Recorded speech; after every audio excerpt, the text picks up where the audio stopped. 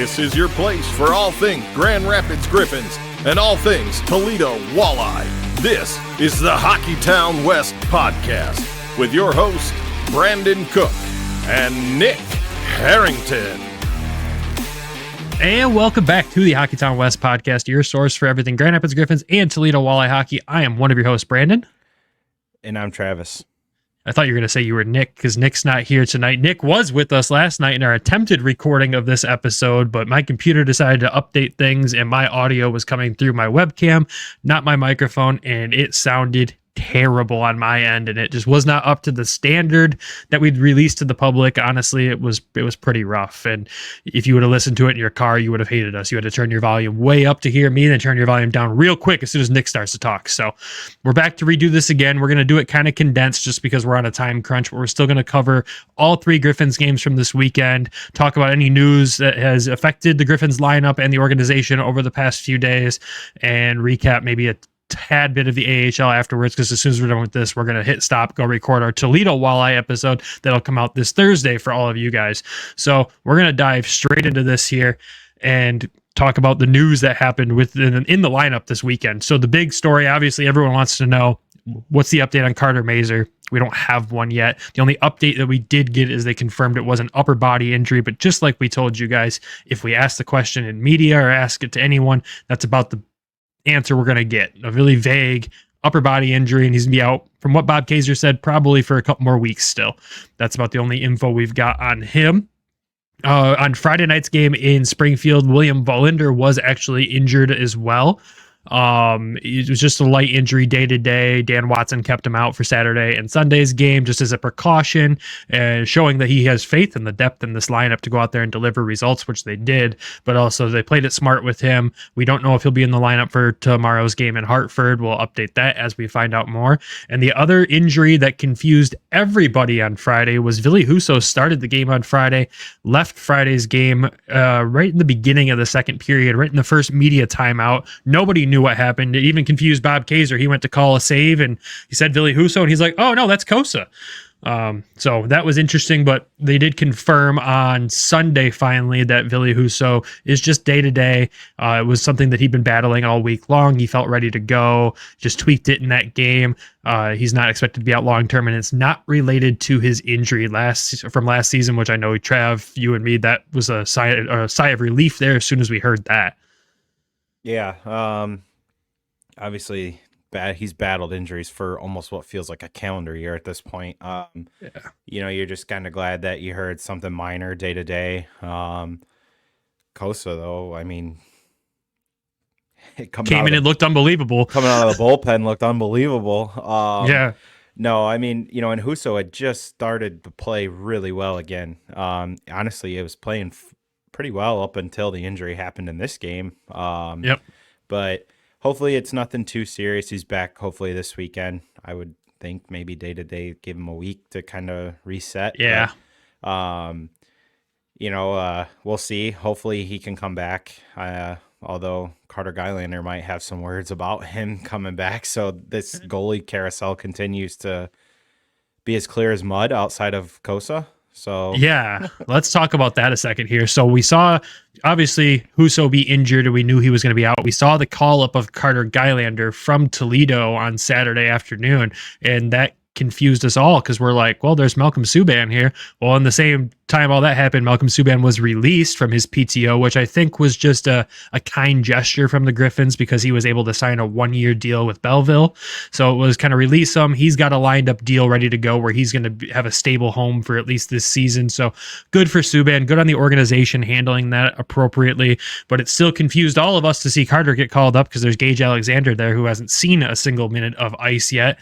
You saw him reassigned to Toledo finally on Sunday, meaning that I think he'll maybe get a game here soon. We don't know what'll happen when Husso comes back with Gylander. Gylander's made a strong argument, which we'll talk about later, to stay in Grand Rapids based on his performance in one game. But you also want to see him maximize his ice time in his first year pro. So we'll dive into that later there. And the only other piece of roster information that confused everybody this weekend was when the lineup was shared for the Griffins on Friday afternoon. When the lineup was shared for the afternoon Sheldon Dries was in the lineup, and then about 10 minutes, 15 minutes before game time, they announced that he was not in the lineup, and they went 11-7 that night. And we didn't really know why. No one in the organization shared anything. And it turned out he was called up to Detroit for an emergency call up. Didn't play a game with Detroit, was reassigned back to the Griffins Saturday evening, played in the game Sunday. But it was really weird to see a call up happen like that and not see any information get shared by anybody. That really confused me. Yeah, when you said it was a call up, I was like, no, there wasn't no like announcement. I was like, what are you talking about? Nobody posted anything. Nobody said anything. I guess it was just like a classic like Lou Lamoriello on the bottom shelf of the desk. Like, here, just we're going to quietly do this. Yeah, when I shared it on Twitter, Nick was like, are you sure about that? And I'm like, Bob said it. I'll trust Bob. So we trusted Bob and it was accurate. Super weird. Hopefully Sheldon Dries doesn't get the Brogan Rafferty treatment this year of just driving back and forth from Detroit to Grand Rapids. But you got to think, I mean, out of anyone that got the call up this weekend that would be tired was Carter Gylander coming all the way from Idaho to the East Coast here. But didn't look it. No, he did not. So let's dive into these games. Like I said, we're just going to do this a little differently than normal to condense this down a little bit, because when we recorded this originally, it was like an hour and 40-minute recording, and we've got 2 to do tonight, and I don't think either of us can handle that. I'm feeling a little under the weather, and I got to let Travis get back to his life here with us two balancing this podcast while Nick's flying out to Mexico and having a good time down there. So we hope he has a good time. We'll miss him for this next week. You're stuck with the two of us. But we'll dive into this. Like I said, quick recap of the stats from each night, and then we'll dive into some key players from each game here. So Friday night, Griffins go out to Springfield. It's the first meeting with them of the season. We played them a little bit last season for the first time in a long time. It's nice to get out and see these East Coast teams that we don't see very often. And Bob Kaiser even echoed on the broadcast that fans in both arenas, in Lehigh and Springfield, were really excited to see a new team come in, and the Griffins all felt that way too. And I know we felt that way watching new teams. It was a lot of fun to see some new jerseys, new players, and learn some other teams' play styles, because Springfield played a rough and tough game. So the stats go as follow. The Griffins come out of this game with a 2-1 victory. The goal scoring in this one, Springfield actually kicked off the action 6 minutes into the first, with Pekka getting his first of the season. And then the second period, Nate Danielson finally breaks the ice, gets on the score sheet there with his first goal of the season from Austin Watson and Jacob Raklowski on the power play, which was a sigh of relief for all Griffins fans to see a power play goal go in. And then in the third period there, Gabriel Seeger, who was called up over this week, it's his first game as a Griffin and a first goal as a Griffin from Alexander Doucette and Cross Hannes, which is the name we'll talk about a bunch later because he had a great weekend. Shots in this one, Springfield outshot Grand Rapids 32-23. Ville Husso stopped 10 of 11 before coming out of the game. Sebastian Kosa was a perfect 21 for 21. And like I said, Grand Rapids did get a power play goal. They went 1 for 5 and a perfect 3 for 3 on the penalty kill in this game. Then we move on to Saturday's game in Lehigh, the first ever meeting between the Grand Rapids Griffins and the Lehigh Valley Phantoms.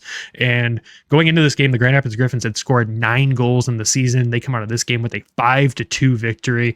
The dam finally broke and the goals came in with following it, and it was wonderful to see. Goals go as followed in the first period. Dominic Shine gets his second of the season on the power play from Amadeus Lombardi and Joe Snively. And then Cross Hannes responds like 35 seconds later with his first goal of the season from Dello and Shai Buyum, his first pro point as well. So good for Shai. Lehigh did come out early in the first, a minute in. Albos gets his second of the season there for them. They came out looking like a brand new team in the second period. It was absolutely wild. But Amadeus Lombardi had something to say about that. 9 minutes into the second, a beautiful goal between him and Dominic Shine, their passing play here. So Lombardi gets his third of the season. Shine assist, and Joe Snively actually started that play with a beautiful saucer pass to Amadeus Lombardi to kick that off as well, and he got the secondary assist. Richard for Lehigh Valley does answer a few minutes later with his second of the season. But before the end of the period there, William Lagesson actually gets his first of the season after playing a great defensive game. We had just talked about it on our Twitter page and everywhere else. Right before he scored this goal, he fires one in. It goes in. Austin Watson and Nate Danielson get the assist on this one. A beautiful pass from Austin Watson to get this puck to Lagesson to make it happen. And then, of course, one more goal in the third period from Amadeus Lombardi on the power play. Vintage junior hockey style goal scored by Amadeus here. This is what we saw him do in Flint a ton. Nice little toe drag, a beautiful move. Assisted by Tuomisto and Shine. Shine gets a 3-point game. Lombardi gets a 3-point game. The boys were buzzing this night, and it was great to see. So the Griffins come away with that win. They do get outshot again in this game, 33-22 by Lehigh. Sebastian Kosa, a fantastic 31 for 33 in this game, looked unbelievable. Griffins power play goes 2 for 6. Lehigh goes 0 for 1, so the penalty kill was again perfect in this game, and it was just a great game to see overall from the Griffins. It was good to see a lot of scoring finally kick in, and to see that power play kick in back-to-back nights. I know I joked with us, I was like, 2 power play goals back-to-back nights in this economy, are you kidding me? Like, we're actually getting this going, and especially with the depleted lineup, seeing it going. It was great. Moving on to the final game of the weekend of this 3-3 against Lehigh. Lehigh coming into this game, only 1 win on the season. We knew they were going to come out, play a little bit rougher, tougher style, and probably put some pucks in the net. With this one, you see Carter Gylander getting his first start in the AHL as well. So it was going into it, we didn't know what to expect. If there was any game the Griffins might drop on this road trip, it was this one, but they did not. They end up winning this one 4-3 in the shootout. Goals go as follows. Sheldon Dries, fresh off of his random call up to Detroit, gets his first as a Griffin from Brogan Rafferty. Richard from Lehigh gets his third of the season, second of the weekend against us on the power play, 30 seconds into the second period, just like game 1 against these guys. They came out looking like a new team in the second. They kind of kept that momentum going. But in the second period as well, Cross Hannes gets his second of the weekend, second of the season from Austin Watson and Tuamisto. And then following that up, though, Lehigh takes a lead here with back-to-back goals, got almost under a minute from Gendron and Wilson in the third period here. But Sheldon Dries with the goalie pulled with a beautiful pass from Amadeus Lombardi out front, tips it in over the goalie's shoulder, gets the game tied, assisted by Lombardi and Brogan Rafferty. Go to the shootout. Only 1 scorer in the shootout total between the two teams. That was Amadeus Lombardi. Joe Snively was the other shooter from Grand Rapids, and they did not need a third shooter because Carter Gylander was perfect in the shootout, even though he didn't really face many pucks. I think he only had to make 1 save in that shootout. Lehigh missed the net on the others. Griffin's power play goes 0 for 3 in this one and 1 for 2 on the penalty kill, unfortunately. But that does break down all the stats from the weekend. That was a lot to say right there all at once. I don't know how I made it through it in one take. Yeah, right? But let's dive into a couple storylines from this weekend. We'll talk players, but the biggest storyline for us, I think, was to see the penalty kill to see the power play get 2 goals this weekend and jump from a measly 7% overall to a 14% power play. Huge growth there. Really good thing to see. What did you see from the power play, Trav, that you thought was improved based on the earlier games you've watched from the Griffins this season? Crashing the net. The 1 goal, well, actually, I think both of them were scored within 5 feet of the goaltender, basically. I believe they were both one was a rebound goal, if I'm not mistaken, and the other one was the Nate Danielson goal, which was right next to the goaltender. So, just pucks on net, crash the net, and good things will happen, as well as just really good puck movement all around.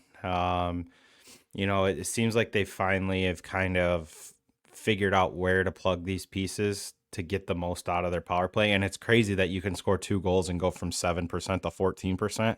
You can double your percentage on just 2 goals. But no, I think it's an improvement that, you guys really struggled last year on the power play. It was duly noted. So anything improvement this year, I think you guys will be happy with. Yeah, any improvement like that. And what Dan Watson said a couple of times too is opportunity, The Griffs didn't have a ton of power play opportunities coming into this game. I mean, I guess they were 1 for 14 coming into the weekend, so there's a decent amount, but you can only practice so much on the power play and get true in-game experience.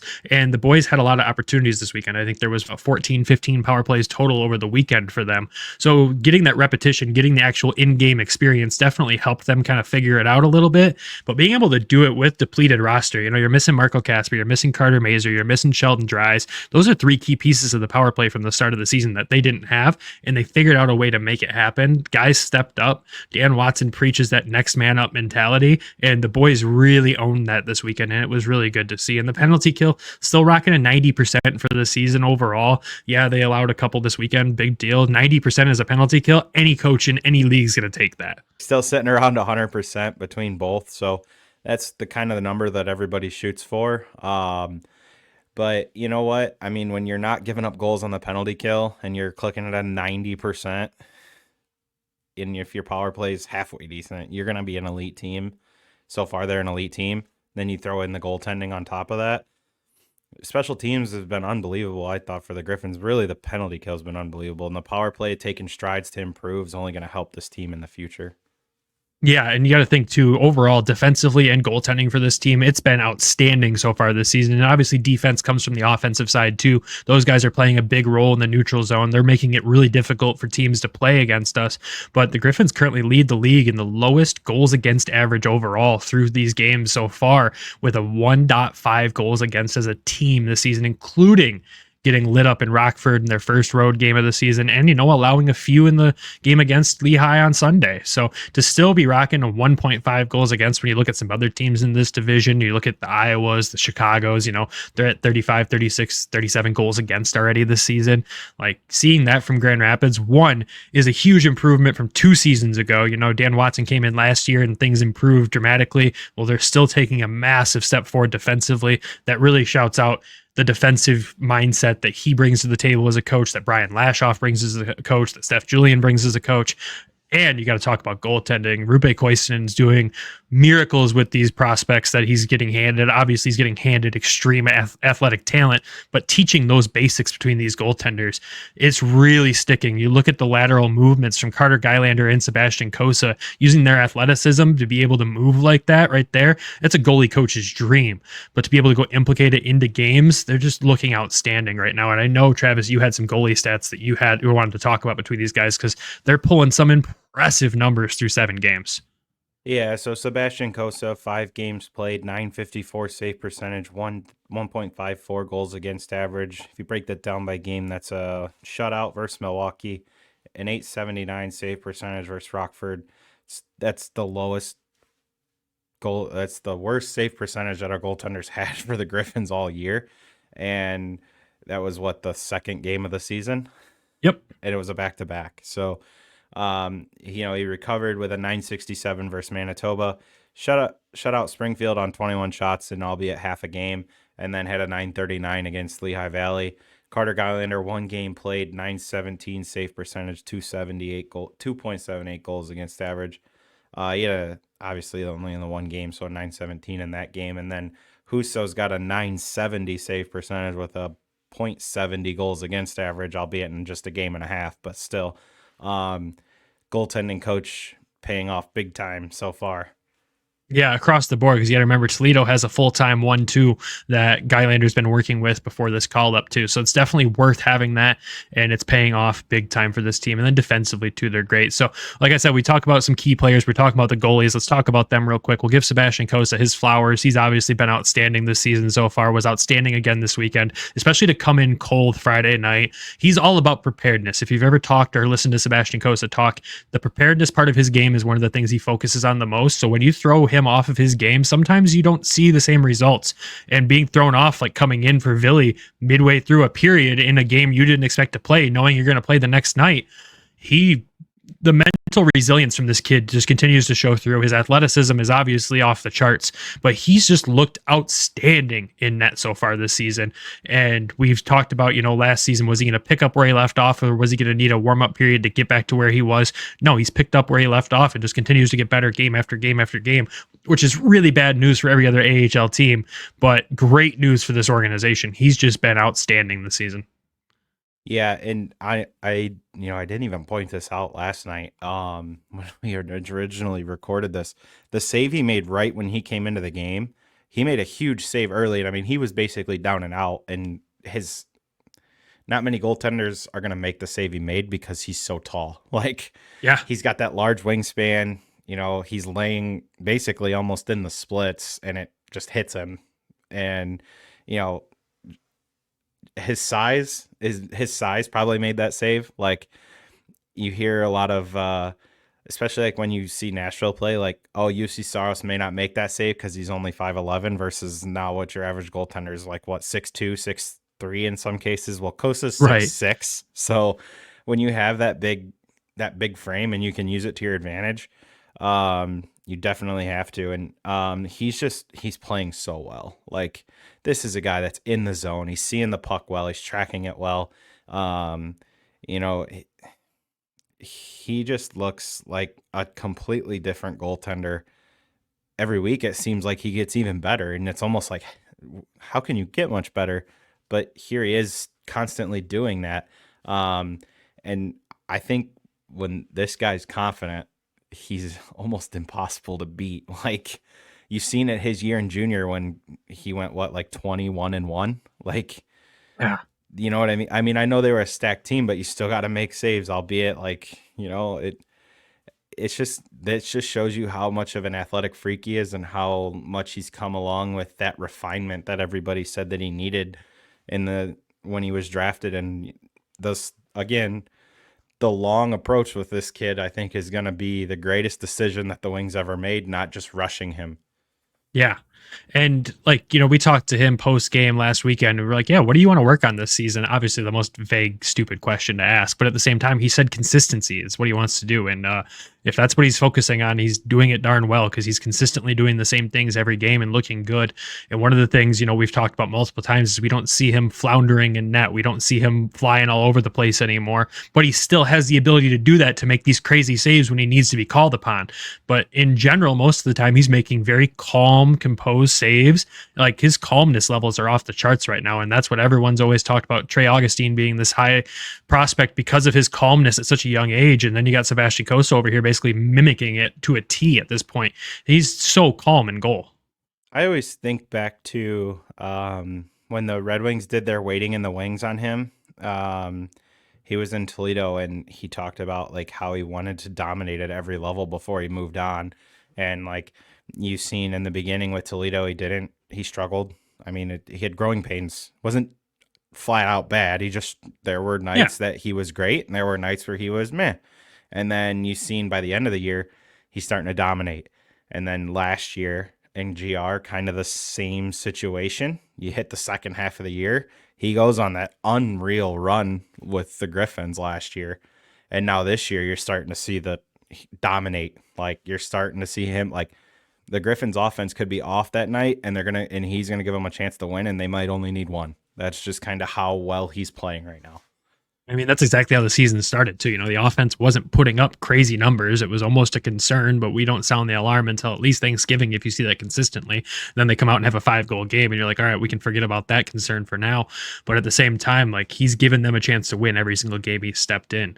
And then you fast forward to Sunday night and you get a rookie goaltender, first AHL game, just traveled from playing a game Friday in Idaho, traveled across the country, sits first night on the bench as the backup, gets thrown into action for a 3:00 game on Sunday. And his first start, I mean, it's because of him the Griffins didn't lose this game 6-3. Like, let's be real. Carter Gylander had a fantastic outing for his first time in the AHL. Granted, is Lehigh going to be a high-powered team like, a Milwaukee or a Rockford that we face consistently? No, they're struggling this season. They only have one win so far to start off this year. But at the same time, for a goaltender to come in the way he came in and be sitting behind a roster that's played 2 games already, short turnaround for the third game, they're tired. They only got one guy out there with fresh legs in, Sheldon Dries coming back from that call-up. And Gylander had to stand on his head quite a few times to make some incredible saves to give the boys a chance to win this one. And he did exactly that. I don't know how many highlights I clipped of him for our social media pages where it was just, what a save by Gylander, because it was just consistent. Like, you look at Bob Kaiser when he's talking about these players, he's always, he's got the home factor. He's a homer like all of us. But he was thoroughly impressed by Carter Gylander in this game. And I think every single player on the team was. His composure in net and his athleticism is way up there. And it's a kind of a game where everyone talks, Augustine, Cossa, those are the next guys. And Gylander just showed up again to go, hey guys, don't forget about me. I'm here and I'm really good. So, I mean, for you, Travis, as a Walleye fan, if he ends up back down in Toledo, we don't know how this is going to shake out. You have to be so excited that you're going to see this kid in net for probably a good amount of games this year, especially with sharing the net with a goaltender like Jan Bednar. But what were your first impressions of Gylander in this game? So I can't go right off this game. I got to go to when I seen him almost live in person for the first time. And that was the Walleye preseason game a couple weeks back. And he gets called up that morning, comes to Toledo, and I think he gave up 4 goals. And, it was kind of like, okay, got some work to do. His first game against Bloomington he played unbelievable. Like, he was unreal. And then his second game against Idaho, he gave Toledo more than a chance to win that game. They probably should have won that game, which we'll get into later. But then he gets called up, and like, we have no idea basically who's going to be playing goalie where outside of Kosa and probably Bednar for the most part this year. So revolving door. But I was like, and then you said he was starting Sunday, and I was like, well, we'll see what he's got. Like he just played the other night, traveled 2 time zones. It's an earlier start. I mean, he hasn't played with the Griffins yet. It's similar systems, but again, when you're not used to skating with teams, you don't really fully know what to expect until you're out there. And he goes out there and plays unbelievable. Shuts the door. Like you said, without him, it could have been probably 6-3. Or 6-2. Easily. You know what it's just like his poise is something that I really, noticed. And again, it's the complete opposite of Sebastian Kosa. Like their paths are so much different and they're right around the same age. Like, yeah, it's crazy. Like Kosa was a 15th overall pick or 19th overall pick, something like that. First round draft pick, to where Gylander, I believe he was a 7th round draft pick. And, to get an NHL contract as a 7th round draft pick, I don't care who you are, that's an incredible accomplishment. And he's come in here and now I'm sure there's discussions of, okay, does he stay here permanently or does he go back to Toledo and play? Like what's his path now? So I think he's a good player. I really do. You've seen him lead Colgate to the NCAA tournament a couple years ago. So there's some raw talent for sure that he has. I think his time in the NCAA really helped him as far as development. You've seen a lot more kids come out of college in general as of recent years, but he's just a good young goaltender that, again, is not small by any means. No, he's a big dude. Yeah, all of our goaltenders are huge for the most part. So it's just another exciting prospect that we get to talk about on a weekly basis now. Yeah, I can only imagine after, the game in Idaho and then this first game in Grand Rapids, Steve Yzerman's ears got to go, oh, he's okay. He's good. He's here. I've got another goalie to play with. This is fun. And I think if it wasn't for the blockade with Detroit having technically 3 with Husso being down here, yeah, he's probably in Grand Rapids for the rest of the season based off this early performance.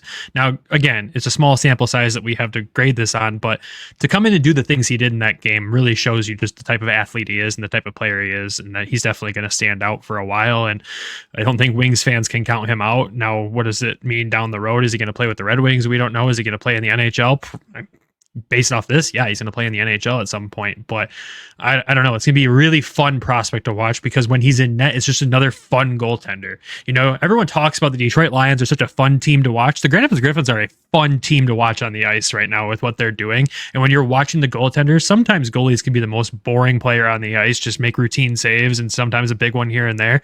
We have 2 prospects sitting in Grand Rapids right now in goal that are so much fun to watch because you're just watching their true development in front of your eyes. And it's just going to be a fun storyline for us for this whole season. But I think that's enough of giving the goalies flowers here. We got to give the other guys some credit. And the first guy we've obviously got to talk about is going to be Amadeus Lombardi. A 4-point weekend for him. Another 2-goal game after his weekend before, getting his first pro career 2-goal game. Does it again literally the next weekend, 7 days apart exactly. And you saw, Friday night with the call-up of Dries, you saw Ammo end up on the first line that night and played really well. Saturday night, he bumps back down to the third line and he's out here doing his thing, commanding the ice. And just the goals that we were seeing him score were just vintage junior hockey Amadeus Lombardi, where his confidence was at an all-time high. Now, is he going to come in here and light it up with 100 points like he did with the Flint Firebirds? No, I don't expect that of him. But he's already off to a what pace, Travis? I think you told me last night, 60-something point pace for this season. Mid-60s, I think. Based on last season, finishing in the mid-20s, if he does that, what a massive improvement. I mean, we know this kid would have been drafted higher if it wasn't for the COVID year, but he's a 4th-round draft pick, and he's a smaller guy. And in the world of hockey today, the smaller-sized guys don't usually end up making it. It's all about the big, rough, and tough guys that have the hands and the skill and the skating that go out there and do the thing. But I think the Red Wings have a gem here. Yeah, and even when a guy like Jeff Merrick points that out, I think that's something that everybody should take notice. I mean, that guy's been around hockey for years. A couple of weeks ago, I think we even mentioned it that, he had made a point about Marco Kasper, and then he says the Red Wings might have also found something with Amadeus Lombardi being a mid-round draft pick. And like you said, without the COVID year, does he probably go a little bit higher in the draft? Probably. I think the big thing that for me is like, you see him come in last year. He has not a huge point year, just kind of learning the systems, learning the pro game. Big jump. And like you said, smaller player. It's a rough year, I'm sure. It was probably a rough year on him. And that's not like he was a ghost out there. He still had 20 points playing a fourth line role, basically. Now he's got a couple opportunities, and you're seeing that offensive creativity start to ooze a little bit. He's got the confidence to try some things, which I think also is a big deal.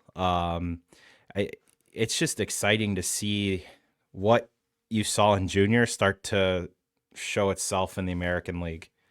That playmaking, the skill, just being able to kind of, Saturday, essentially, I think it was Saturday, took the game over. Like 100%. You know what I mean? Like, he was a game breaker for the Firebirds, from what I understand.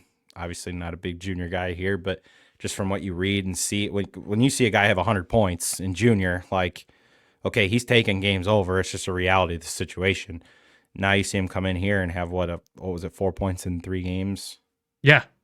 4 points in 3 games this weekend after a big weekend the weekend before. So right. So, he's clearly he's starting to figure it out. And that's the biggest thing for a young player is once you figure it out, finding that consistency. So if he can find that consistency over this season, that's going to be huge for him moving forward. Yeah. And when I say, I mentioned vintage Amadeus Lombardi earlier, with the way he scored goals in junior, that power play goal on Saturday, that toe drag to be able to get open and then rip it on net.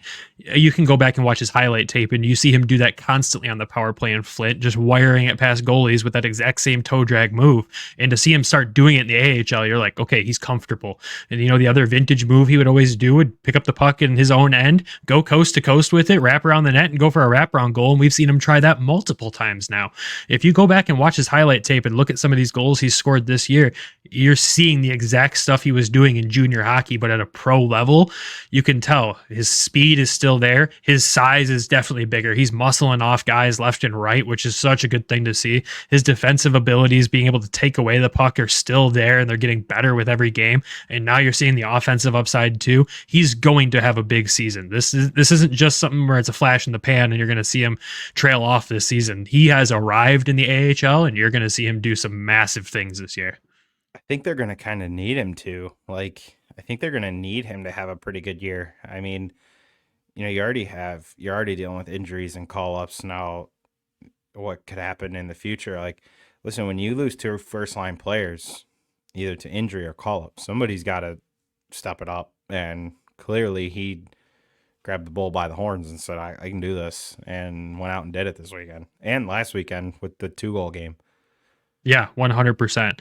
And, we got to jump into another guy here. But before we do that, we got to hit an ad break 'cause about midway through this episode. So we're going to hit the ad break. When we come back, we'll dive into the rest of these players that made a huge impact this weekend. So Nick will go read the ad now. The quest for the Stanley Cup starts now. The puck's dropping on the 24-25 season. Get in on all of the action at DraftKings Sportsbook, an official sports betting partner of the NHL. Super easy for the first timers to get started. Try betting on something simple like picking a team to win. Go to the DraftKings Sportsbook app, select your team, and place your first bet. With the Red Wings opening the season on Thursday, October 10th, the current line is Detroit Red Wings a -130 on the money line. Odds and lines are subject to change between now and then. And if you are new to DraftKings, listen up. New customers bet $5 to get $200 and bonus bets instantly. Download the DraftKings Sportsbook app now and use code THPN. That's code THPN for new customers to get $200 and bonus bets when you bet just $5. Only on DraftKings. The crown is yours. Gambling problem? Call 1-800-GAMBLER. In New York, call 778-HOPE-NY or text HOPE-NY 467369. In Connecticut, help is available for problem gambling. Call 888-789-7777 or visit ccpg.org. Please play responsibly. On behalf of Blue Hill Casino and Resort, Kansas. 21 plus age and eligibility varies by jurisdiction. Void in Ontario. Bonus bets expire 168 hours after issuance. For additional terms and responsible gaming resources, see tkng.co/ice. Copyright NHL 2024. All rights reserved. Hockey is in the air, and the throw of the game is bringing Griffin fans from all over the state to the Van Andel Arena. So when you're looking to get tickets, your number one choice should be Game Time. Game Time has a new feature called Game Time Picks that makes getting tickets to see your favorite teams play live even easier. Game Time Picks filters out the fluff to show you only incredible deals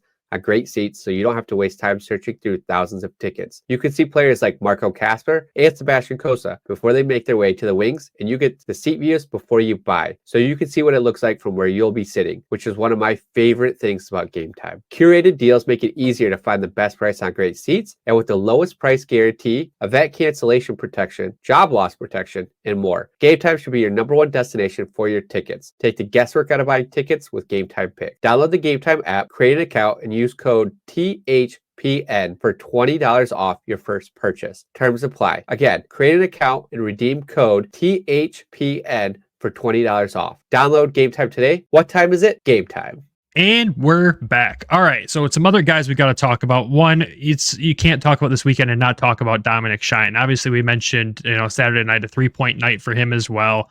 Just playing first line minutes as a guy who's not normally expected to play first line minutes, but he's going out there and delivering on all sides of the puck, offensively and defensively, and just continues to be, as we've said before, and some others have said, the most underrated player in Michigan at this point. I fully stand by that. Dominic Shine is the heartbeat of this team, whether it's offensively, defensively, physically, and he just shows it every single night. And a 3-point night from him, and that passing play between him and Ammo to get the Ammo's first goal of the weekend was just unreal. That was NHL caliber stuff, as you might have said to us last night. NHL video game caliber type goal is what that ended up being. Shine's play has just really impressed me so far this season, and I love seeing Dan Watson give him the opportunity to truly shine. No pun intended or pun intended. I can take it however you want. No, I think Shine, he's one of my favorite players just because he can literally do it all. Like, if you need him to play first line minutes, he can. If you need him to play on the fourth line and muck it up, he'll certainly do that. He's just he's like that 5-tool player in baseball. I think I've said that before on this show, but that's just the first thing I think of. Like, the guy that could go literally play like any position. He's probably the emergency goaltender. If you went through so many, he's probably like, yeah, I'll go do it. It's fine. But it's just good to see him finally, get a first line role, like you said, and boy, did he make the most of it. Yeah, I mean, a guy that finished 5th on the team in scoring last year, with what was it, 33 points on the season last year. Through 7 games, has 6 points in the season. He's tied with Ammo and Austin Watson at the top of the team there on a 64-point pace for the season. Like, it's not something you'd expect, and it's good to see him come out and deliver those results. I know the team appreciates it because, you had to wait for some of these other veteran additions to really adjust, and they have so far, which is good. So if everything's clicking across the board and he can still produce and finish in that top 5 in points on the team this season, and he's already off to this pace, he's going to have a fantastic year, and it's something you love to see. We talk about Toledo, we talk about Brandon Hawkins being that same guy down there. He's the first guy to sign the contract, and we know Shine's played his entire pro career in Grand Rapids. He loves the Griffins, loves playing for this team in this city, and goes out there and gives 110% every single night for this team. And he's just truly one of those guys that plays for the boys out there, and you just love to see it across the board. But another guy this weekend who kind of is, we talked about Carter Gylander being like the hey, don't forget me, and you got Amadeus being like he's arrived, and you got Cross Hannes over here who's I'm back, everyone. Like, this is great. A 3-point weekend for him, including 2 goals, his first 2 of the season, and just his play up and down the lineup this weekend was unreal. His board battles, he was super physical. He was winning those board battles, which is something we'd see him lose before. You could just see him playing looser out there. He's not overthinking the game. He's keeping it simpler, which, this is kind of the Cross Hannes that we saw come out and break out before he got injured in his first season. Last season, you really couldn't see him string it together. I think he was overcomplicating the game, if I'm being honest with you. It's a guy that even we joked about, when we did our early to roster predictions for this team, where is he going to get sent down to Toledo to find his game? And he's made me eat my words quickly. And I always love when the guys do that, because it just feels like either they listen and they put it on the bulletin board and they're like, yeah, I'm going to prove this dude wrong, or it's just a coincidence. But God, his play this weekend was fantastic. Yeah, you might walk in and see your head on top of the bulletin board and in the locker room one day. And it's just hey, if it produces results like this, I'll take it, dude. I'll take it. I never mean it negatively. I love Cross as the person. I think he's a great kid, and I love his personality. I think he brings a fun element to this team. But you wanted to see him carry forward where he was before he got injured, and coming back from an injury is no joke. Especially his was a long-term injury, so you feel for him. But to see the happiness level this weekend from him when he's scoring these goals out there and producing like this, you could just tell he was having fun. Yeah, and being I believe it was a second round pick that produced really pretty good points per game in junior. You go through that injury thing. Now he seems healthy. Like you said, he seems loose. And I think a guy like him, to see like him finally starting to find the back of the net, that's going to really do a lot for him. Just to continue to build and grow. And look, I think everybody kind of sees it as it's an important year for him. So I just hope he continues to find his game even more, take it to that next level. I really liked the goal from the pass from Watson where he redirected it and then picked up his own rebound and scored, which we can talk about the play that I think really set that whole play up when we get to him. But his skill level to just redirect that towards the net, make the goalie make a save and then pick it up and bury it. He looks confident. Again, I'm pretty new to him still, so bear with me on the Cross Hannes train. I'm learning. It's fine. You're learning the Grand Rapids side of things, and you're teaching us the Toledo side of things, so it's all good. But yeah, I mean, just another unbelievable weekend from him. I hope this is just momentum he can carry forward, and I hope this earns him more spots up the lineup and helps him move up. And I just hope that confidence is really there, because he is a fantastic player when he keeps the game simple. If he overthinks it and starts getting frustrated like last year, I mean, the kid hit more crossbars last year than anybody else. It was unreal. I don't know if that's just because his name's Cross or what, but here we are. But he's already looking better this season. I love to see those results, and it's just super positive as a Griffins fan and a Red Wings fan, because I don't think he's a lost prospect by any means.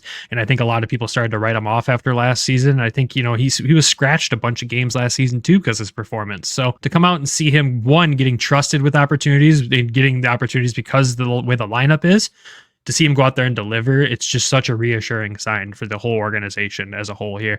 But you talked about him. We'll talk about him now. Austin Watson this weekend, another big weekend point wise from him. A couple beautiful setup plays. He even dropped the gloves on Friday night after Nate Danielson was taken down into the boards from behind and immediately goes out there and stands up for the kid. He's the most underrated player on this team for what he's brought to this team this season. A guy that you didn't know if he was going to sign. He was on a PTO, ends up signing a 2-way deal, and we all know he wanted a 1-way deal. He joked with Newsy as soon as he got sent down to Grand Rapids after signing that deal that, hey, I can score at the AHL level too. And look at him here. He's got 6 assists on the season in 7 games. So he's definitely, his setup value is there. And you got to remember, he was a first-round draft pick for a reason too. He's got the offensive skill. But what he brings to the team grit-wise and energy-wise, Bob Kaiser's mentioned it in the broadcast several times. Austin Watson's an energy guy. He's got a personality that lights up the room and gets the boys going. And to see him immediately drop the gloves when Danielson was taken down like that, it's just things you love to see as a fan of this team, him out there protecting the prospects and then getting the energy going too. It's stuff that's needed every game, and it's something that we talked about a lot last season. This team got bullied up and down the ice a few times last season, and it's something we're not seeing this season. I don't think we're gonna see it. And Austin Watson's a guy that if he was probably on this team in the playoffs last season, the Griffins probably made it past Milwaukee and headed to Coachella in that next round. So he's definitely been a huge breath of fresh air for the organization and this team, and we absolutely love having him. I feel like he's the big brother of the room. Yeah. You know what I mean? Like, you're not going to pick on the young players. You're going to have to deal with me. I mean, who wants to deal with a former NHL fourth liner that can... Sorry, he terrifies me. So beat the holy hell out of people. Like, it's just realities. I mean, and now, I mean, you're 6 assists in 7 games. Like, he's almost a point per game player, while still, occasionally he's going to sit for 5 minutes. Yeah. And it's okay. And, we talked about it. I'm sad Nick's not here with us to talk about this, but we've been fortunate enough with our locker room access this year to see Austin Watson a couple times after games. And he's always the last guy out of the room. Anytime they bring kids down there to meet some of the players or get pictures taken in the locker room, he's always there interacting with them, making sure they get their jersey signed by him, make sure he hands off a stick. And he's just got a great positive energy in that room. You can tell. I know I've seen a couple of the post-game clips they share from the locker room before they allow anyone else in there. He's sitting next to Ammo in the locker room, having a good old time with them. And it's just fun to see this element that he's brought to this team. And it's something that Griffins fans have desperately wanted over the past couple seasons. And we finally got it. And we know that there's going to be times where he gets called up to Detroit and we have to suck it up and deal with it. Then that's where other guys like Hunter Johannes and everyone else in the team will have to step up and bring that energy. But it's good that Austin Watson's here because one, he's producing offensively. Two, he's allowing guys like Dominic Shine to go out there and play the offensive game and not have to play the rough and tough game always and stick up for everybody. They're there to do it when they need to, but Austin Watson's got it handled when it's needed. So I love having him. Fantastic addition, and it's just really good to have a guy like him this season. And it's someone that, I know he wants a 1-year NHL deal, but if he can't find that next season, I'd love to still have him in Grand Rapids for a couple more seasons. This is a guy that needs to stick around this team for a while, I think. Yeah, I mean, I'd love to see him stick around. Obviously, you don't know what his NHL future could hold in the future, but, with what he's done so far, like I said, that big brother role, you like to see that with a team that's got a lot of young prospects on it. Yeah, it's extremely helpful. Let's talk about another veteran guy that we were kind of waiting to break out here, and he had a whirlwind of a weekend with this call up and send back down, and only got to play one game this weekend, but he was the difference maker in Sunday's game, and that's Sheldon Dries, coming in, scoring 2 goals in this game. One, you've kind of been waiting for him to fully adjust and arrive in Grand Rapids here. We've seen Joe Snively finally take off, and you're wondering if Dries is going to be able to do the same thing, and here he is. But what he brings to this team and that veteran presence out there is just his hockey IQ is off the charts. He's in the right place at the right time. He plays a strong defensive game, and his offensive upside is definitely there. You can see why he's scored as many points as he had in his career in the AHL. So just see him finally break out, have these 2 goals. You can see the confidence is there. The adjustment to Grand Rapids is there, and he's out there having fun. Yeah, his first goal was beautiful on Sunday. Oh. Forehand, backhand, 5-hole. It's like, Zetterberg. I can remember Zetterberg did that a few times. It's just one of the most beautiful goals you see. It's such a simple little move, but when you pull it off, it looks so nice. Oh yeah. And honestly, his hockey sense on his second goal that tied the game late, just to have his stick on the ice in front of the net on the, right in front of the crease to redirect that puck home that Ammo gave him. It was basically like a shot pass in a way. Just to see that. Obviously didn't score in the shootout. He tried to do the same thing that Ammo did.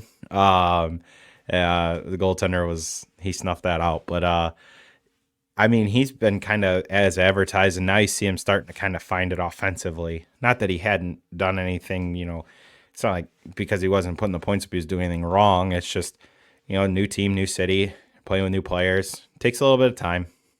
Yeah.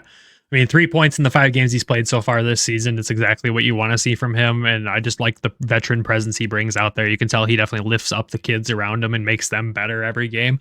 And he's doing all the right things right every game. So I assume going forward, we'll see more production from him based off finally getting that monkey off his back and getting his first Griffins goal. And to see him and Snively finally breaking out like that, you got them doing that, and the kids starting to find their way too. This team's just starting to look really dangerous offensively, and that's all you can ask for. And speaking of kids that broke out, Nate Danielson finally gets his first goal as a Griffin this weekend on Friday night, and it was just a gritty goal. He produces the takeaway on this goal, loses the puck off his stick again up close to the net, keeps fighting it. The goalie's down butterfly already, expecting his defenseman to pick it up and clear it, and Nate keeps fighting and just buries it. And getting his first goal, one, is huge because I know everyone's concerned, when's he going to start producing that? And that's just because they're not watching every single Griffins game like us. You got to see what this kid's bringing defensively to this team. He is the perfect 200-foot player. He defensively, his stick's in the right place, the right time, all the time. He's as advertised with his draft class. This is exactly what we expected from him. But you, of course, wanted to see offense come with it. And it is really good to finally see him break through and get that. He is sitting at only 2 points on the season so far, which, of course, Wings fans want more scoring from him. But he's more than a scorer. He's just that perfect, ultimate 200-foot player that's going to be a fantastic NHL center when he fully develops. Yeah, he's a good player. I think the one that really stuck out to me wasn't even the goal that he scored. It was his play off the puck that set up the Cross Hannes goal that I talked about earlier, where he was really hard on the forecheck, forced the puck up the boards to Austin Watson, and then Watson finds Hannes in the middle, and he buried that goal. But really, Nate's goal, again, just hard work, put the hard hat on, go to work, and surprise the goaltender with a shot that I don't think the goaltender was ready for. And the way that it went in, the puck just kind of had eyes. That probably shouldn't have went in to begin with based off where he shot the puck from. that probably is one that a goaltender wants back. But you know what? We're going to take it, and he's going to take it, and he's hopefully going to continue to just develop offensively while still playing that really strong defensive game. Yeah, and especially to see that goal come in the power play too. That's what you need. Again, missing so many key pieces in that power play, especially on Friday night. You didn't have Dries, you didn't have Mazer, you don't have Casper. Like, to go out there and produce on the power play and get the things finally rolling for them, that's just huge. So congrats to Nate on that. I love seeing this, and I just can't wait to watch this kid develop over this season. He's going to be an absolute monster on the ice by the end of the season, because he's also brought an element of grit this season that I didn't expect. You know, you saw at the end of one of the periods, he's got some guy wrapped up in his arms there, and a guy that's definitely twice his size out there, and he throws a little jab here, and he's not afraid. And maybe he's just learning a lot from Austin Watson early on here, since they've been line mates this whole time. But the kid has no fear. Do I want to see him fighting? No, he shouldn't be fighting on this team. But at the same time, to not have that fear against anybody else in this league already, that's an extremely positive sign. Yeah, I mean, you know, you don't want to see him to fight, but at the same point, you don't want to see him roll over. So exactly. It's good to see him kind of stick up for himself. And if Big Brother needs to, which he did, Austin Watson will come in there and handle business if he feels Nate either can't do it or shouldn't be doing it. So there's people in place for that. Honestly, though, just to see him get his first points, you know, it's good to see. I'm excited for him. You know, everybody should be excited for this prospect. He's a really good hockey player. I mean, it's not like, you know, and he's not going to probably ever be that like 115 point player. Like I think he would be okay with, you know, I'm not going to put up crazy number of points, but I'm not going to be the reason that we're losing games because of my defensive play. And I think that's why he was drafted. He's a 200-foot player. He's a center. It's what Detroit they're trying to preach is 200-foot, tough to play against. Connor Bedard even said he was the toughest center that he played against in the Western League a couple years back. So you could see why. Yeah. Oh, absolutely. I seen it night one. It's like, okay, his play off the puck is unbelievable. It's just like he knows the game so well. It's just a matter of developing the rest of his game. Exactly. And that'll come with time. Like, we don't expect it to all of a sudden break out and have that right away. It's going to take time, and it's going to be one of those players that about halfway through the season, you're sitting here going, holy crap, look what he's done already. And he's just going to dominate the end of the season. And in the playoffs, he's going to be one of the most necessary players on this team with the playoffs when they come around, especially with his defensive play.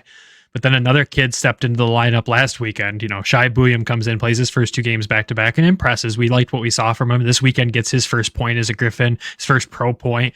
And again, this weekend, besides one Lehigh goal on Sunday, has a fantastic weekend, and you see him being trusted with power play minutes. You saw him put into the first defensive pairing with William Lagesson on Friday, and just seeing what he's doing out there, not only is he defending well, he's moving the puck so darn well, and it's something you really love to see from him this young and this inexperienced so far in the pros. To be able to move the puck the way he is fantastic. That one goal against, yeah, he got walked, let's be real. Maybe he made a last second decision that he shouldn't have. He should have made that decision to chase that guy down maybe a half a second sooner, and he would have caught up to him, but he still did catch up to the guy and got his stick on him. The guy just was able to bury it. And I think Guylander expected Bouillon to be able to get him that time, and he just couldn't. But I really love the play he's bringing to the team. Yeah. I mean, I would even say he got walked. He just got caught flat footed. Like, yeah, you know, that's a better way to say it. You know, he was just caught flat footed. And by the time that he got going, it was just too late. Like, that's a learning thing, you know, like guys are going to make mistakes. They're young players. Yeah. It's part of it. It's part of growing. You can see why he was picked in the second round, like being a somewhat higher draft pick. He can move the puck real well, skates really well. You know, and we weren't sure kind of what was gonna go on with him because he got hurt during the in training camp or prospect games. Yeah, he took a puck off the ankle. Yeah, he got hurt and missed some time, so he was a little bit behind. And I think he's already caught back up. Like, he's already back into the flow. He's ready to go. He looks healthy. So in a full season of him, I think you guys got to see him for a game last year. So yeah, and we were concerned. Well, there's no reason to be now. Nope. He's again made us eat our words that time. Again, another player that's just made our opinion irrelevant by getting better and better with every game. You know, it's kind of, you know, he falls in that like class of like, there's a lot of second round draft picks on this team. Like you got Walleye, I believe Tua wasn't he? Possibly. I know Booyam was. So like, there's just a cross. Like, there's a lot of second round draft picks on this team. If you can get them guys to take that next step, I mean, that's huge. But as a whole, Booyam, I there's a lot there. You should be excited about him. He's a good player. I'm excited to watch him grow this year. And what it does too is it creates, a little urgency around the other defensive prospects that, okay, there's another guy here that's going to be pushing for the same spot I'm pushing for. They're going to get the best out of all of them. It's going to push William Volander and Antti Tuomisto to get better and better every game too. So to see 3 sound defensive prospects with this team right now, paired up with, 3 solid veteran defensemen on the other side of them, it's been wonderful to see. And Booyam with Lagesson on Friday night looked unreal. We know Lagesson's been settling in well. He got a goal this weekend as well. It's good to see. Just the defensive core overall has played outstanding this season, and we love to see that on this side of the puck. It makes it really fun for me because going into this season, Nick's biggest concern with this team was defense, and they have made him eat those words 10 times over already this season. So love that. Good job on the boys for doing that, but just again, defensively overall, fantastic. Honorable mentions from this weekend too. Jacob Ruklowski got his first point as a Griffin. Good to see him starting to figure things out. You can tell there's a definite adjustment period for him that's going to probably take about half the season, but I really like the game he's playing. Big body, he's playing the game physically, and you're starting to see a little bit of offensive output, which is good. But the last guy I do want to bring up, because we brought it up last night when we recorded this, and I have to mention it again. Elmer Soderblom's had a really interesting start to this season. He's played all 7 games, leads the team in shots by a good amount with 18 shots on goal. Next closest guy to him is 13, but has yet to put a point up on the board this season, which is just strange because he's doing everything right out there. He's looked fantastic every game. Bob's mentioned it in the broadcast too. He's playing extremely well. He's just not finding the puck luck to get that first point. And I think you and I will both agree it's a guy that once he gets that first dirty goal that finally goes in, it's going to open the floodgates for him. But it is strange to see this stat start off like this season for him. Yeah, I mean, he's a good player. Huge. He's got really good hands. Just a matter of finding it. And sometimes, he's leading the team in shots and maybe just gripping his stick a little too tight. Just loosen up a little bit maybe. But I ain't really concerned. I think he's still poised to have a good year. It's just a matter of seeing one go in. When you see one go in, you get a little bit of confidence in that. And he might even start shooting the puck more if he sees one go in, let's be honest. And just, I think they got him in the right spot. It's just a matter of him breaking through. And I think he will. It's just a matter of when, not if. Yeah, I 100% agree. There's no need to sound the alarm with him. He'll get there and he'll have another really good season with us. I'm fully confident in that. It is good to see him leading in shots, though. It means he's at least taking the opportunities. Are they maybe the best opportunities? No. But you look at the guys that are leading in shots in this team. You got Elmer, Cross, and Sheldon Dries and Ammo are tied right behind them. So it's the guys that you want to see taking their opportunities are out there taking them, and it's really positive to see. So we still expect a big year from them. And you know how it usually goes with this podcast. We call out somebody in the next game, they go out there and have 3 points. So if you're betting on Elmer Soderblom this weekend, it's probably the good weekend to do it. Just make sure you're using DraftKings and code THPN, right? So or pick him and sound the horn. Yeah, right. I've done it once. I guess I got to do it again. But that does wrap up this insane weekend of Griffins hockey. 3-3s in the AHL are too much. I know you see them all the time down there in the ECHL. This is too much one for me to cover, trying to do all this stuff. Oh my God, I need a break. But the Griffins are right back in action again, still on the road Wednesday in Hartford. And the boys do come back home on Friday night on the 1st to play Rockford and then go back on the road again for 3 more games before they finally get a solid set at home. But one of the things, Dan Watson preached last year was seeing this team build up and be a really good road team. And we're seeing that early, which we did not see last year. They were one of the worst teams on the road to begin the season last year. So this is a really reassuring sign. And you can tell, we talk about it all the time, the December road trip that brought the boys together and they came out of the Christmas break on fire. I feel like this road trip kind of had some of those attributes already here, where you see the boys really starting to play as one, play for each other out there. And it's good to get that early road trip and start seeing that improvement this early. It's pretty crazy. Yeah. I mean, if you listen to Waddy talk, he loves to talk about taking care of home ice, but at the same time, I think he just wants to win every game, which, makes sense. But, you hear him talk about wanting to be better on the road. He told us that when we had him on, he said, we want to get off to a better start and we want to be better on the road. And I think you're already seeing both of them statements come true. I mean, 6-1 start in 7 games. Can't complain there. Nope. I miss Waddy. I love that guy. I'm glad that I still get to cover him. I mean, I love Pat too. He's a great guy. We got to talk to him. But Waddy, I mean, he got his feet wet last year. He knows what to expect now with the AHL. And I think he's just going to continue to get better. I mean, he's a great coach. He knows what he's doing. He's got the right systems in place. He's putting people in positions to where they succeed and where they should be playing. It's not like, guys are getting put in certain positions. You're like, why is he playing there? Like, right. Sometimes in, teams' histories and past and other coaches, you're like, what is the going Ben Simon on? era? It's like, what is going on here? Like, yeah, why are we doing this? Like, why are you the way you are? But, I love Waddy. I think, he preaches culture. You've seen it last year that everybody talks about the Texas trip and what that did for that team last year. I like that they went on the road early. He's so used to it because he did it forever down here in Toledo where he didn't get a home game till November. So them early road trips, he's used to it. I think he knows just what to do with the guys to get them to go be a team, mesh well early, get gelled together, become a close-knit group, and at the end of the year, hopefully they're right there. Yeah, and I think they will be, obviously. I think this team is going to be a force to be reckoned with, and the feeling out period of the team has resulted in a 6-1 start, so you can't ask for much better than that. Do we know that there's going to be slips and bad games? Yeah, every episode's not going to be sunshine and rainbows like this one is, but at the same time, the way they're starting, it's a beautiful thing, and as Griffins and Red Wings fans, you got to be excited for it, because up and down the organization, we're seeing success all the way to Toledo, so it's really good to see. And, to start off the season, like we said, it's only 7 games in, but they're sitting currently second in the division right behind Milwaukee. Milwaukee's been off to a better start than anticipated.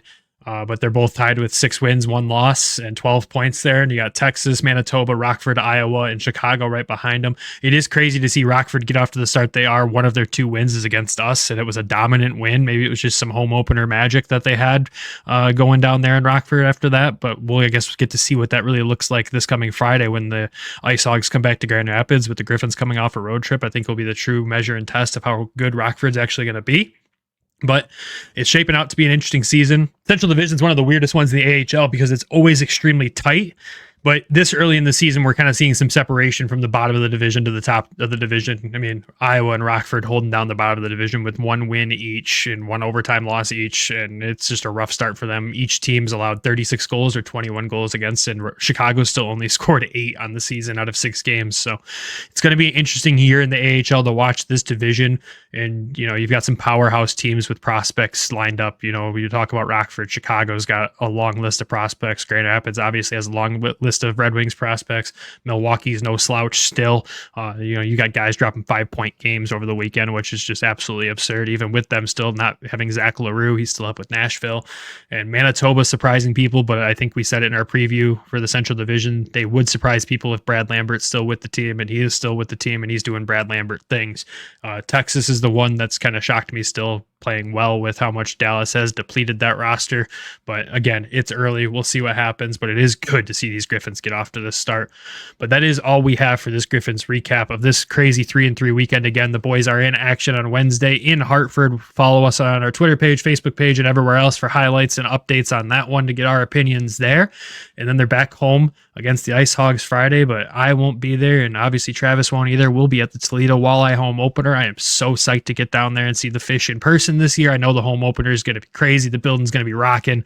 There's the whole pregame party. I'm sure we're going to see a ton of people out there, so if you see us, stop by, say hi. We love talking to the fans. Who knows? Maybe we'll throw you in a quick interview and throw you on an episode at some point in time. But outside of that, man, I've got nothing else to add to this one. We got to hop over and record our Toledo Walleye recap, as I'm already fumbling my words here at the end. So thank you all for tuning in. As always, thank you to our sponsors, DraftKings and Game Time, and of course the Hockey Podcast Network, for being fantastic fantastic partners in securing those sponsors for us. But of course, the long-standing sponsor of the show, Everything Hockey Clothing Company. Make sure you head over to everythinghockey.com, support them. Use code WEST while you're at it. Save a few bucks on your order. Pick up some nice fall hockey gear. They got some sweet hoodies on sale right now that you should definitely check out. But of course, the show would not be possible without our Patreon subscribers, and those currently are Derek, Randy, Michael, Alan, and Lori. We appreciate all of you guys for the support. Head over there to patreon.com/HockeytownWest podcast. See some exclusive content over there. You can see our entire screwed up episode recording that we did last night there. We released it for the patrons because they deserve the fun content like that. We always post unedited episodes, ad-free episodes, and we always post on there before we head down and ask questions to the Griffins players at the end of the game who we're going to be talking to, so you can drop your questions in there for us to hopefully get on or get into those post-game interviews. So definitely head over there, check it out. The tiers start as low as $1 to get some of the access to this stuff, but as always, we appreciate the support. And until we talk again, which will be Thursday with our Toledo Walleye recap and preview, as always, go Griffins, go Walleye. Love you. Bye. Thank you for tuning in to the Hockeytown West podcast. Be sure to check us out on Twitter at HockeytownWPod and your host, Nick at GR Hockey Guy and Brandon at BrandonGR Hockey.